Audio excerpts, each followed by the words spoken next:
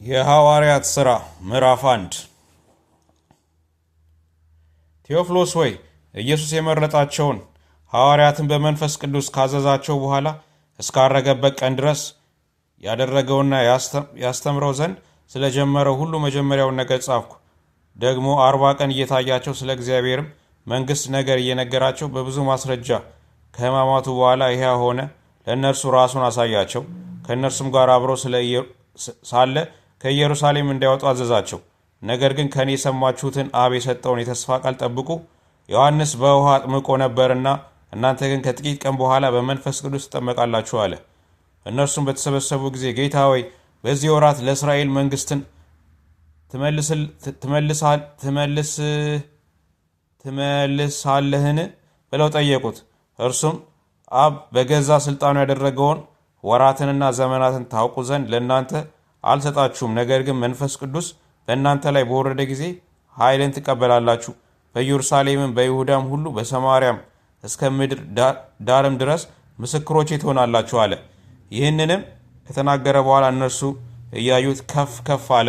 ደመናም ከዓይናቸው ሰውራ ተቀበለችው። እርሱም ሲሄድ ወደ ሰማይ ትኩር ብለው ሲመለከቱት ሳሉ እነሆ ነጫጭ ልብስ የለበሱ 2 ሰዎች ባጠገባቸው ቆሙ። ደግሞም የገሊላ ሰዎች ሆይ ወደ ሰማይ እየተመለከታችሁ ስለምን ቆማችኋል? ይህ ከእናንተ ወደ ሰማይ የወጣው ኢየሱስ ወደ ሰማይ ሲሄድ እንዳያችሁት እንዲሁ ይመጣል አሏቸው። በዚያን ጊዜ ደብረ ዘይት ከሚባለው ተራራ ወደ ኢየሩሳሌም ተመለሱ። እርሱም ከኢየሩሳሌም የሰንበት መንገድ ያህል የራቀ ነው። በገቡም ጊዜ ወደሚኖሩበት ሰገነት ወጡ። ጴጥሮስና ዮሐንስም፣ ያዕቆብም፣ እንድርያስም፣ ፊልጶስም፣ ቶማስም፣ በርቶሎሜዎስም፣ ማቴዎስም፣ የእልፍዮስ ልጅ የያዕቆብ፣ ቀናተኛ የሚባለው ስምዖንም፣ የያዕቆብ ልጅ ይሁዳም፣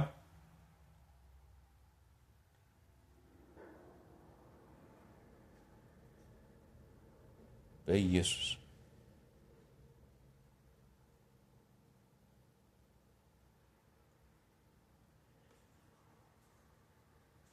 ያዕቆብ ቀናተኛ የሚባለው ስምዖንም የያዕቆብ ልጅ ይሁዳም፣ እነዚህ ሁሉ ከሴቶችና ከኢየሱስ እናት ከማርያም ከወንድሞቹም ጋር በአንድ ልብ ሆነው ለጸሎት ይተጉ ነበር። በዚያም ወራት ጴጥሮስ 120 የሚያህል በሰዎች ማኅበር አብረው በነበሩ በወንድሞቹ መካከል ተነስቶ አለ። ወንድሞቹ የኢየሱስን ለያዙት መሪ ስለሆናችሁ ስለ ይሁዳ መንፈስ ቅዱስ አስቀድሞ በዳዊት አፍ የተናገረው የመጽሐፍ ቃል ይፈጸም ዘንድ ይገባ ነበር። ከእኛ ጋር ተቆጥሮ ነበርና ለዚህም አገልግሎት ታድሎ ነበርና ይህም ሰው በአመፅ ዋጋ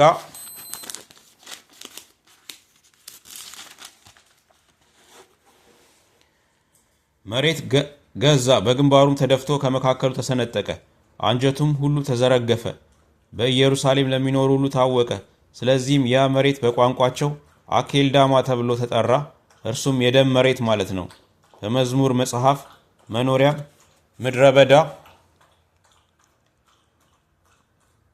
ምድረ በዳ ትሆን የሚኖርባትም አይኑር፣ ደግሞም ሹመቱን ሌላ ይወስዳት ተብሎ ተጽፏልና። ስለዚህ ከዮሐንስ ጥምቀት ጀምሮ ከእኛ ዘንድ እስካረገበት ቀን ድረስ ጌታ ኢየሱስ በእኛ መካከል በገባበትና በወጣበት ዘመን ሁሉ ከእኛ ጋር አብረው ከነበሩት ሰዎች ከእነዚህ አንዱ ከእኛ ጋር የትንሣኤው ምስክር ይሆን ዘንድ ይገባል። ኢዮስጦስም የሚሉትን በርስያን የተባለውን ዮሴፍንና ማትያስን ሁለቱን አቆሙ። ሲጸልዩም የሁሉን ልብ የምታውቅ አንተ ጌታ ሆይ ይሁዳ ወደ ገዛ ራሱ ስፍራ ይሄድ ዘንድ በተዋት በዚች አገልግሎትና ሐዋርያነት ስፍራ እንዲቀበል የመረጥከውን ከነዚህ ከሁለቱ አንዱን ሹመው አሉ። ዕጣም ተጣጣሏቸው። ዕጣውም ለማትያስ ወደቀና ከ11 ሐዋርያት ጋር ተቆጠረ። የሐዋርያት ሥራ ምዕራፍ 2 በዓለ ሐምሳ የተባለው ቀን በደረሰ ጊዜ ሁሉም በአንድ ልብ ሆነው አብረው ሳሉ ድንገት እንደሚነጠቅ አውሎ ነፋስ ከሰማይ ድምፅ መጣ። ተቀምጠውም የነበሩበትን ቤትም ሁሉ ሞላው። እንደ እሳትም የተከፋፈሉ ልሳኖች ታዩአቸው፣ በእያንዳንዳቸውም ላይ ተቀመጡባቸው። በሁሉም መንፈስ ቅዱስ ሞላባቸው፣ መንፈስም ይናገሩ ዘንድ እንደሰጣቸው በሌላ ልሳኖች ይናገሩ ጀመር። ከሰማይ በታች ካሉ ሕዝብ ሁሉ በጸሎት የተጉ አይሁድ በኢየሩሳሌም ይኖሩ ነበር። ይህም ድምፅ በሆነ ጊዜ ሕዝብ ሁሉ ተሰብስቦ እያንዳንዱ በገዛ ቋንቋው ሲናገሩ ይሰማ ስለነበር የሚሉትን አጡ። ተገርመውም ተደንቀውም እንዲህ አሉ፣ እነሆ እነዚህ የሚናገሩት ሁሉ የገሊላ ሰዎች አይደሉምን? እኛም እያንዳንዳችን የተወለድንበትን የገዛ ቋንቋችን እንዴት እንሰማለን?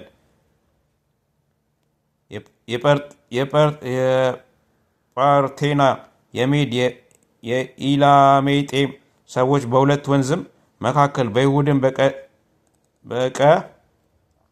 በቀጸዶቅያም በጳንጦስም በእስያም በፍርግያም በጽንፍልያም በግብፅም በቀሬናምም በኩል ባሉት በሊቢያ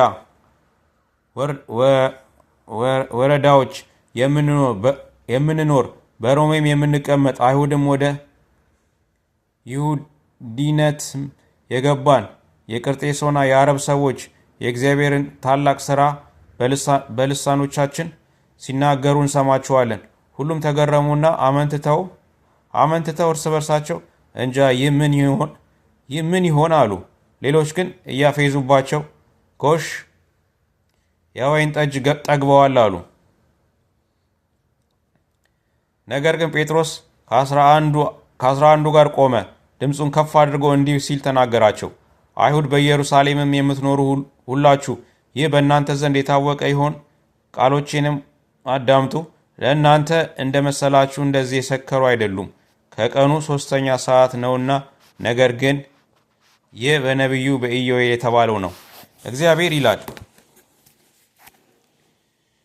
ይላል በመጨረሻው ቀን እንዲህ ይሆናል፣ ሥጋ በለበሰ ሁሉ ላይ ከመንፈስ ያፈሳለሁ። ወንዶችና ሴቶች ልጆቻችሁም ትንቢት ይናገራሉ፣ ጎበዞቻችሁም ራእይ ያያሉ፣ ሽማግሌዎችም ሕልም ያልማሉ። ደግሞ በዚያች ወራት በወንዶችና በሴቶች ባሪያዎቼ ላይ ከመንፈሴ አፈሳለሁ፣ ትንቢትም ይናገራሉ። ድንቆችም በላይ በሰማይ ምልክቶችንም በታች በምድር እሰጣለሁ። ደምም እሰጥም የጢስ ጭጋግም ይሆናል። ታላቅ የሆነ የተሰማም የጌታ ቀን ሳይመጣ ፀሐይ ወደ ጨለማ፣ ጨረቃም ወደ ደም ይለወጣሉ። የጌታን ስም የሚጠራም ሁሉ ይድናል። የእስራኤል ሰዎች ሆይ ይህን ቃል ስሙ። ራሳችሁ እንደምታውቁት የናዝሬቱ ኢየሱስ እግዚአብሔር በመካከላችሁ በእርሱ በኩል ባደረገው ተአምራትና በድንቆች በምልክቶችም ከእግዚአብሔር ዘንድ ለእናንተ የተገለጠ ሰው ነበር። እርሱንም በእግዚአብሔር በተወሰነው አሳቡና በቀደመው እውቀቱ ተሰጥቶ በአመፀኞች እጅ ሰቅላችሁ ገደላችሁት። እግዚአብሔር ግን የሞትን ጣር አጥፍቶ አስነሳው፣ ሞት ይይዘው ዘንድ አልቻለምና። ዳዊት ስለ እርሱ እንዲህ ይላልና ጌታን ሁልጊዜ በፊቴ ያየሁት እንዳልታወክ በቀኜ ነውና፣ ስለዚህ ልቤን ደስ አለው፣ ልሳኔም ሐሴት አደረገ። ደግሞም ሥጋዬ በተስፋ ያድራል። ነፍሴን በሲኦል አትተዋትምና ቅዱስህንም መበስበስህን ያይ ዘንድ አትሰጠውም። የሕይወትን መንገድ አስታውቀኝ፣ ከፊት ጋር ደስታን ትሞላብኛለህ። ወንድሞች ሆይ ስለ አባቶች አለቃ ስለ ዳዊት እንደሞተም እንደተቀበረም ለእናንተ በግልጥ እንናገር ዘንድ ፍቀዱልኝ። መቃብሩም እስከ ዛሬ በእኛ ዘንድ ነው። ነቢይ ስለሆነ ከወገቡም ፍሬ በዙፋኑ ያስቀምጥ ዘንድ እግዚአብሔር መሐላ እንደማለለት ስላወቀ ስለ ክርስቶስ ትንሣኤ አስቀድሞ አይቶ ነፍሱን በሲኦል እንዳልቀረች ሥጋው መበስበስን እንዳላየ ተናገረ። ይህን ኢየሱስን እግዚአብሔር አስነሳው። ለዚህም ነገር እኛ ሁላችን ምስክሮች ነን። ስለዚህ በእግዚአብሔር ቀኝ ከፍ ከፍ ብሎና የመንፈስ ቅዱስን የተስፋ ቃል ከአብ ተቀብሎ ይህን እናንተ አሁን የምታዩትና የምትሰሙትን አፈሰሰው። ዳዊት ወደ ሰማያት አልወጣምና፣ ነገር ግን እርሱ ጌታ ጌታዬን ጠላቶችህን የእግርህ መርገጫ እስካደርግልህ ድረስ በቀኜ ተቀመጥ አለው አለ። እንግዲህ ይህን እናንተ የሰቀላችሁትን ኢየሱስን እግዚአብሔር ጌታም ክርስቶስም እንዳደረገው የእስራኤል ወገን ሁሉ በእርግጥ ይወቅ። ይህን በሰሙ ጊዜ ልባቸው ተነካ። ጴጥሮስና ሌሎችንም ሐዋርያት ወንዶች ሆይ ምን እናድርግ አሏቸው። ጴጥሮስም ንስሐ ግቡ፣ ኃጢአታችሁም ይሰረይ ዘንድ እያንዳንዳችሁ በኢየሱስ ክርስቶስም ተጠመቁ፣ የመንፈስ ቅዱስንም ስጦታ ትቀበላላችሁ። የተስፋው ቀን ለእናንተና ለልጆቻችሁ ጌታ አምላካችንም ወደ እርሱ ለሚጠራቸው በሩቅ ላሉ ሁሉ ነውና አላቸው። በብዙ ሌላ ቃልም መሰከረና ከዚህ ጠማማ ትውልድ ዳኑ ብሎ መሰከረላቸው። ቃሉንም የተቀበሉ ተጠመቁ። በዚያን ቀን 3,000 የሚያህል ነፍስ ተጨመሩ። በሐዋርያትም ትምህርትና በህብረት እንጀራውንም በመቁረስ በየጸሎቱም ይተጉ ነበረ። ነገር ግን በሰው ሁሉ ፍርሃት ሆነ። በሐዋርያትም እጅ ብዙ ድንቅና ምልክት ተደረገ። ያመኑትም ሁሉ አብረው ነበሩ። ያላቸውንም ሁሉ አንድነት አደረጉ። መሬታቸውና ጥሪያቸውንም እየሸጡ ማንኛውም እንደሚፈለግ ለሁሉ ያካፍሉት ነበረ። በየቀኑም በአንድ ልብ ሆነው በመቅደስ እየተጉ በቤታቸው እንጀራ እየቆረሱ በደስታና በጥሩ ልብ ምግባቸውን ይመገቡ ነበር። እግዚአብሔርንም እያመሰገኑ በሕዝብ ሁሉ ፊት ሞገስ ነበራቸው። ጌታም የሚድኑትን ዕለት ዕለት በእነርሱ ላይ ይጨምር ነበረ። የሐዋርያት ሥራ ምዕራፍ 3 ጴጥሮስና ዮሐንስም በጸሎት ጊዜ በ9 ሰዓት ወደ መቅደስ ይወጡ ነበር። ወደ መቅደስም ከሚገቡትም ምጽዋት ይለምን ዘንድ ሰዎች ተሸክመው መልካም በሚሏት በመቅደስ ደጅ በየቀኑ ያስቀምጡት የነበሩ ከእናቱ ማኅፀን ጀምሮ አንካሳ የሆነ አንድ ሰው ነበር። እርሱም ጴጥሮስና ዮሐንስ ወደ መቅደስ ሊገቡ እንዳላቸው ባየ ጊዜ ምጽዋትን ለመናቸው። ጴጥሮስም ከዮሐንስ ጋር ትኩር ብሎ ወደ እርሱ ተመልክቶ ወደ እኛ ተመልከተ አለው። እርሱም አንድ ነገር ከእነርሱ እንዲቀበል ሲጠብቅ ወደ እነርሱ ተመለከተ። ጴጥሮስ ግን ብርና ወርቅ የለኝም፣ ይህን ያለኝን ግን እሰጥሃለሁ። በናዝሬቱ በኢየሱስ ክርስቶስ ስም ተነሳና ተመላለስ አለው። በቀኝ እጁም ይዞ አስነሳው። በዚያን ጊዜ እግሩና ቁርጭምጭሚቱ ጸና። ወደ ላይ ዘሎም ቆመ፣ ይመላለስ ጀመር። እየተመላለሰም እየዘለለም እግዚአብሔርን እያመሰገነ ከእነርሱ ጋር ወደ መቅደስ ገባ። ሕዝቡም ሁሉ እግዚአብሔርን እያመሰገነ ሲመላለስ አዩት። መልካምን በሚሏት በመቅደስ ደጅ ስለ ምጽዋት ተቀምጦ የነበረው እርሱ እንደሆነ አወቁት። በእርሱም ከሆነው የተነሳ መደነቅና መገረም ሞላባቸው። እርሱም ጴጥሮስንና ዮሐንስን ይዞ ሳለ ሕዝቡ ሁሉ እየተደነቁ የሰለሞንን ደጅ መመላለሻ በሚለው አብረው ወደ እነርሱ ሮጡ። ጴጥሮስም አይቶ ለሕዝቡ እንዲህ ሲል መለሰ፣ የእስራኤል ሰዎች ሆይ በዚህ ስለምን ትደነቃላችሁ?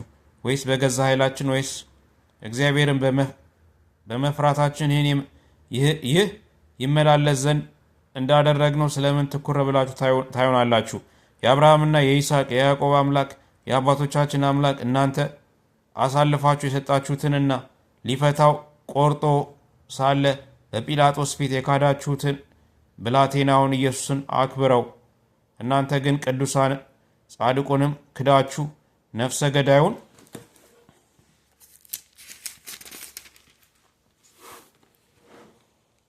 ገዳዩን ሰው ይሰጣችሁ ዘንድ ለመናችሁ። የሕይወትንም ራስ ገድላችሁት፣ ራሱን ግን እግዚአብሔር ከሙታን አስነሳው። ለዚህም ነገር እኛ ምስክሮች ነን። በስሙም በማመን ይህን የምታዩትንና የምታውቁትን የእርሱን ስም አጸናው። በእርሱም በኩል የሆነው እምነት በሁላችሁ ፊት ይህን ፍጹም ጤና ስጠው። አሁንም ወንድሞቼ ሆይ እናንተ እንዳለቆቻችሁ ደግሞም ባለማወቅ እንዳደረጋችሁት አውቃለሁ። እግዚአብሔር ግን ክርስቶስ መከራ እንዲቀበል አስቀድሞ በነቢያት ሁሉ አፍ የተናገረውን እንዲሁ ፈጸመው። እንግዲህ ከጌታ ፊት የመጽናናት ዘመን እንድትመጣላችሁ አስቀድሞ ለእናንተ የመረጠውን ኢየሱስ ክርስቶስን እንዲልክላችሁ ኃጢአታችሁ ይደመሰስ ዘንድ ንስሐ ግቡ ተመለሱም። እግዚአብሔር ከጥንት ጀምሮ በቅዱሳን ነቢያቱ አፍ የተናገረው ነገር ሁሉ እስከሚታደስበት ዘመን ድረስ ሰማይ ይቀበለው ዘንድ ይገባዋልና። ሙሴም ለአባቶች ጌታ አምላክ እኔን እንዳስነሳኝ ነቢይን ከወንድሞቻችሁ ያስነሳላችኋል፣ በሚነግራችሁ ሁሉ እርሱን ስሙት። ያንም ነቢይ የማትሰሙት ነፍስ ሁሉ ከሕዝብ ተለይታ ትጠፋለች አለ። ሁለተኛውም ከሳሙኤል ጀምሮ ከእርሱም በኋላ የተናገሩት ነቢያት ሁሉ ደግሞ ስለዚህ ወራት ተናገሩ። እናንተ የነቢያት ልጆችና እግዚአብሔር ለአብርሃም